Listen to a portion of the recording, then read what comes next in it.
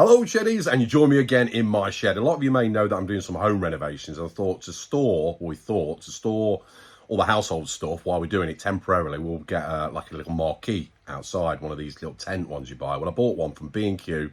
It's only $39.99. I thought a real good deal. Put it up. It's got some nice features to it which save you from taping the poles together. I don't know if you're the same as me, but you sometimes have to tape the poles together to stop them from coming loose. I'm redoing the garden as well, so the fences need doing and everything else. But for the time being, I built it, so I thought I'd do a quick video just to show you what it's all about and show you how I think it's a really good solution for extra storage. Short term, of course. So here's the area I want to put this marquee party tent up, and it's got an old table there at the moment. I'm redoing this decking, by the way, so I need to take this parasol thing out. It's quite a good one, actually. It comes out in 3 stages, quite a big area. You can see the screws that have got bent. Obviously, it's been moving around in the wind and bent the screws, so a bit of a mission to get out. So I took the parasol out. Oh, there's an old rocking horse that I bought from a car boot sale quite a while ago. I need to restore that. So what I thought I'd do is use insulation tape just to connect the poles. I don't know if you've ever built one of these before, but generally the poles come out, especially because it's going to be sat there for quite a while. So anyway, yeah, I thought I'd use the tape, but I discovered it comes with something which is quite handy.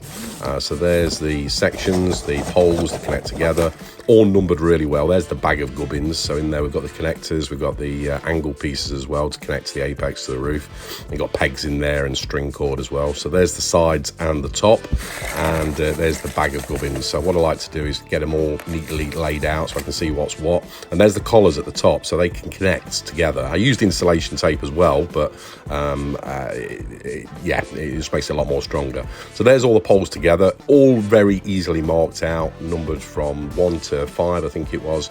So easy to connect together, and then you put the collars in between. So here I am putting the end pieces on. These have got a little clip actually, so it makes it a lot easier to connect together.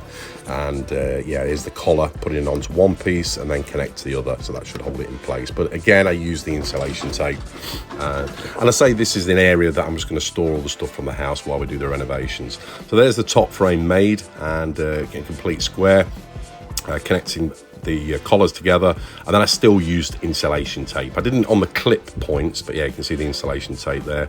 On those I didn't bother because we've got a clip in there anyway.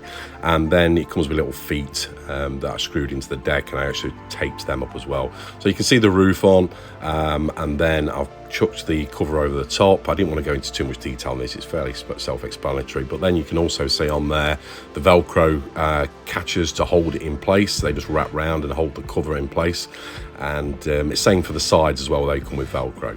So at the end of these legs, you've got the canopy that pulls down onto a hook and puts into one of the holes there, and then I've just screwed that down into the decking. So there you can see all the sides on. At this point it started to rain, just in time in fact.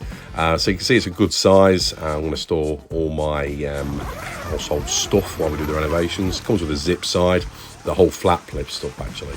So yeah, there you can see it all in place with some of the stuff in there. I've still got a lot more to fill up in there.